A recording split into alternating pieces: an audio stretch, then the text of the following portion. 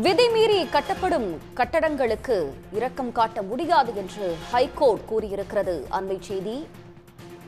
இது பற்றிய கூடுதல் தகவல்களை தருவதற்காக சிறப்பு செய்தியாளர் திரு ரமேஷ்குமார் இணைகிறார். ரமேஷ்குமார், மேலதிக விவரங்கள். சென்னை குளத்தூர்ல செயல்பட்டு வந்த ஒரு தனியார் பள்ளி தரைதளம் மற்றும் முதல் தளத்துக்கு மட்டும் அனுமதி பெற்ற நிலையில அனுமதி இல்லாம தரைதளம் மற்றும் 3 தளங்களை கட்டியிருந்தது. இந்த விதிமீறல் தொடர்பாக பள்ளிக்கு எதிராக நடவடிக்கை எடுக்க எதிர்ப்பு தெரிவித்து பள்ளி நிர்வாகம் சென்னை உயர்நீதிமன்றத்தில் வழக்கு தொடர்ந்தது.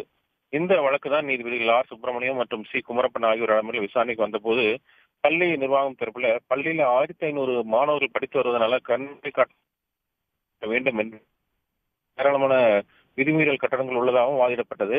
டி நகரில் உள்ள அந்த விதிமீறல் கட்டடங்கள் மீது எந்த நடவடிக்கையும் எடுக்காதது அரசின் செயலற்ற தன்மை காட்டுகிறது என கண்டனம் தெரிவித்த நீதிபதிகள் இந்த பள்ளி, தேவாலயங்கள், மசூதிகள், கோவில்கள் விதிமீறல் செய்தால் அந்த விதிமீறல் தான் அது விதிமீறல் தான் என்றும் இவற்றுக்கு எந்த ஒரு இரக்கம் காட்ட முடியாது என கூறி அந்த வழக்கை தள்ளுபடி செய்தார்கள். அதே சமயம் அந்த கல்வியாண்டு முடிவடையும் 2025ஆம் ஆண்டு ஏப்ரல் வரை அந்த பள்ளி மீது எந்த நடவடிக்கை எடுக்கக்கூடாது என்று மாநகராட்சிக்கு உத்தரவிட்ட நீதிபதிகள் இந்த அளவுக்கு மட்டுமே இரக்கம் காட்ட முடியும் என்று அந்த தீர்ப்பிலே குறிப்பிட்டிருக்கிறார்கள். தங்களுடைய விவரங்களுக்கு நன்றி ரமேஷ்குமார்.